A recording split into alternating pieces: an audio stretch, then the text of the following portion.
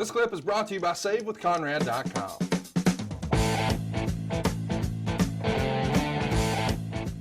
A friend of ours, Mr. Ric Flair, has often joked that at WrestleMania 10, Shawn Michaels wrestled a ladder. He says that tongue in cheek, but how many other guys were sort of insinuating that Shawn was the breakout star here and Shawn was putting on a show and Razor was just sort of there? Well, Shawn was the breakout star here, but Razor definitely pulled his weight in this match, and he was a great dancing partner. But yeah, Shawn definitely stole the show, and Shawn was the one everybody was talking about at the end of the night. You know, it's sort of fun to talk about how Bret, Shawn, and Owen's careers sort of run at the same time here, where you've got a night where you're really making Bret, and in the process you make Owen, but you also make Shawn Michaels. If Shawn and Razor had not been on this card and had not had this ladder match, would we still be talking about Owen and Bret much like we do the vein of Savage Steamboat WrestleMania 3? Absolutely. And to me, it was also the same night Owen Hart's breakout performance as well. So yeah, I mean, Owen delivered that night and let everybody know that he was the best worker in the Hart family that night. Owen has to be a little disappointed knowing that this is going to be really his sort of breakout night, but all anybody's really talking about is Shawn Michaels.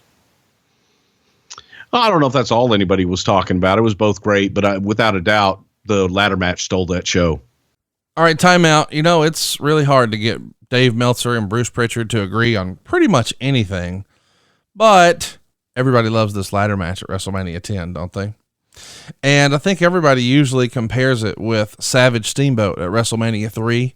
I know, sort of at the height of my fandom in the late 90s, that's what everybody talked about. Those are the two greatest WrestleMania matches ever. I think it's probably Austin Hart at 13 for me. But I know some of you would probably disagree with that and say it's Shawn and Taker at 25. What do you think is the greatest WWE WrestleMania match ever? Bruce and Dave seem to agree here, but they both give the lion's share of the credit to Shawn Michaels. And I think Ric Flair is pretty famous saying, what was it? Shawn Michaels had a match with a ladder. Well, it's not exactly fair to Scott. Either way, though, Shawn was going to have a great match no matter who you put him in there with. And this was just right time, right place. And you got to wonder how Bret felt about that. Or even what he could have done, you know, Bret and Shawn here at a WrestleMania and a ladder match, or Bret and Owen, or Shawn and Owen. I mean, there's a lot of different sort of what ifs that I wish we could have gotten at WrestleMania. Whatever. Let's get back to it. It's the remix of Shawn Michaels 94-95. Dave mentioned here that Shawn was going to be taking a sabbatical after Mania. Do you remember what was going on with that? Shawn was having some issues, personal issues with his wife. And I think he wanted some time off to go and spend time with her at home and not be on the road. So let's talk a little bit more about Shawn. Come April, he's in Israel and he's tagging with Owen again to take on Bret and Razor. And on the April 13th edition of Superstars, that actually airs on the 30th, Diesel would appear with Shawn Michaels at ringside, and he defeats Razor Ramon to win the Intercontinental title. Chat me up about how this comes to be, where you guys sort of transition from one Click member to another. It's Shawn and it's Razor, and now it's Diesel and it's Razor, but Shawn's still there. It was logical, just the storyline wise, because you got Diesel as the bodyguard, and it was logical to just kind of make that segue. Plus we wanted to see what Diesel had, and there was a trust factor there with Razor. So you want to make sure that the matches are going to be as good as they possibly can be, and he's going to learn each and every night. So you put Shawn on the outside to kind of help him, and then you got Razor on the inside, walking him through the matches and getting him up to speed. He takes a 4-month break from wrestling after this. He does appear, you know, and doing some sort of pre-tape segments with the Heartbreak Hotel. We'll talk about that in a minute, but this 4-month break from wrestling was just so he could tend to things on the home front and just come in for the TV tapings. Yeah, pretty much. He'd been going full steam and he was looking for a break. So Vince gave him a break. Chuck Austin got a break on April 29th. That's the guy that the Rockers paralyzed back in 1990 with the rocker dropper. He was awarded $26.7 million by a jury on April 29th in Hillsborough County, Florida Circuit Court. Do you remember having conversations with Shawn about this in 94? Obviously he was removed from this, but it still had to be something that people were talking about.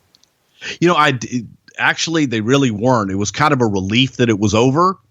So, move on. You talk about things sometimes, then you get drug into it. So it's better to just leave it alone.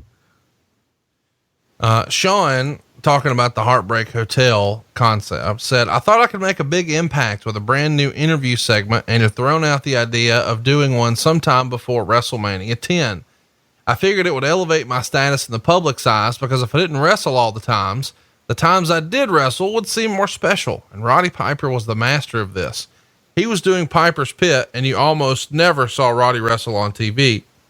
He only wrestled on major occasions. And that's exactly what I wanted to do. The ladder match had changed a lot of people's perspective of me. And now I was trying to become a star and a special commodity. It was my idea to call the segment the Heartbreak Hotel.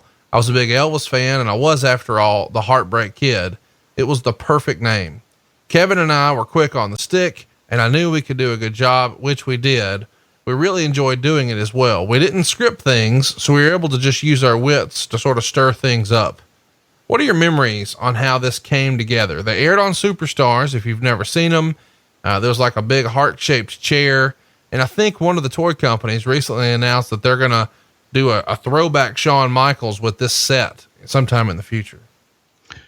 Well, I need to correct some things there because the Heartbreak Hotel in the interview segment was my idea. We were bringing Shawn in for TV. Shawn wasn't going to be working.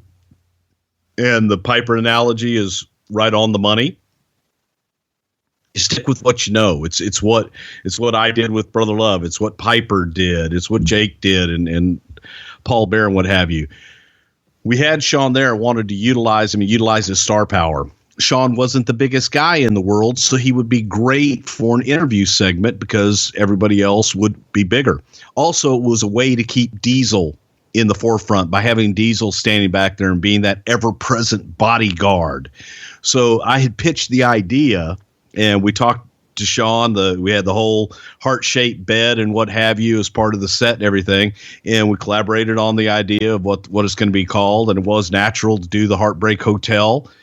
As Shawn said, a big Elvis fan, but it also was the Heartbreak Kid, and keeping with his gimmick and keeping with that whole theme, it all made sense.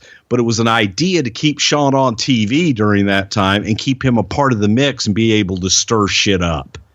So that was something that I had come up with. So I talked to him about it. Did it replace the funeral parlor? I think I have that timing right. Yes, I think it did. I don't know that we were doing the funeral parlor. At that time, we had gone back to interviews, the interview segment with Gene Okerlund, and we were doing a lot of different things and bringing different people in doing interview segments. And it just, to me, I always look forward to that Piper's Pit portion of the show because I wanted to see Roddy, and you always knew something was going to happen. Later on, it was the same thing with the Brother Love show and the same thing with the funeral parlor. And the interview segments just didn't get it for me. And this gave us a perfect opportunity to do this with Shawn. Let's talk about May 7th. The WWF does a show in Japan at the Yokohama Arena. And Meltzer says that Shawn no-showed the event and was instead replaced by Rick Martel. Do you remember that? I don't know that Shawn was ever advertised for the event or if he may have been advertised early on, but you don't just no-show a Japanese tour. He was home and he had his issues that he was taking care of, his personal issues at home. So he may have been advertised early on as being there, but I don't think that he was ever really slated to go. We're going to need to talk about this, man. I mean, how crazy of a chick was this if we're 4 months in here? Well, this was just kind of the start of it. It was a bad time for him. It was a rough time. So he was going through some stuff at home. I met her maybe twice in my life. I couldn't tell you anything about her. But they had issues during the time enough that he needed to take some time off. Not going to give us anything more than that. I don't know anything more than that. That's what it was. I mean, he didn't bring her around. She wasn't around the boys. He didn't bring her on the road. Didn't have anything to do with the talent. So there's not a whole lot to give. I guess what I'm pitching is, if somebody called Vince McMahon today in 2018 and said, "Man, I'm having problems with my wife. I'm gonna need to take 4 months off," they'd probably get it with no questions asked. Probably today. What about 1998? I don't know anybody would want to do it in 1998 with business the way that it was. Hey, it's Conrad Thompson. Thanks for checking out the podcast here on YouTube.